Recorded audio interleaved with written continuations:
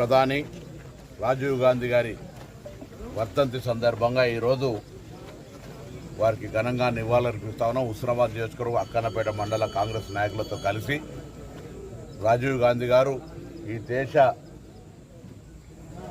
ఒక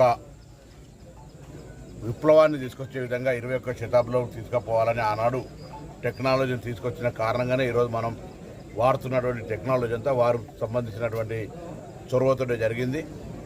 ఇందిరాగాంధీ గారు గరీబీ హటావ్, పివి నరసింహరావు గారు ఆర్థిక విప్లవం, రాజీవ్ గాంధీ గారు ఒక సాంకేతిక విప్లవం తీసుకొచ్చి ఈరోజు నెహ్రూ గారి పంచవర్ష ప్రణాళికల ద్వారా వ్యవసాయిక విప్లవం తీసుకొచ్చి ఈరోజు భారతదేశంలో నిర్మించడానికి భారతదేశ నిర్మాణానికి కారకులైన వీళ్ళందరూ కూడా ఈ సందర్భంలో మనం మననం చేసుకుంటూ రాజీవ్ గాంధీ గారి ఆత్మకు కాంతి చేకూరాలని, రాజీవ్ గాంధీ గారు చేసిన సేవల్ని ఈరోజు యువత ఏ విధంగా వాడుకుంటుందో మనం ప్రత్యక్షంగా గమనిస్తున్న సందర్భంగా వారు తెచ్చిన సాంకేతిక విప్లవం కావచ్చు, 18 సంవత్సరాల ఓటు హక్కు కావచ్చు, రాజ్యాంగంలో అనేకమైనటువంటి పంచాయతీరాజ్ యాక్టులు కావచ్చు, ఢిల్లీ నుంచి గల్లీకి నేరుగా జవహర్ రోజ్గార్ పథకాలను తీసుకొచ్చుకోవచ్చు. ఈ విధంగా రాజీవ్ గాంధీ గారు అనేక కార్యక్రమాలు చేశారు.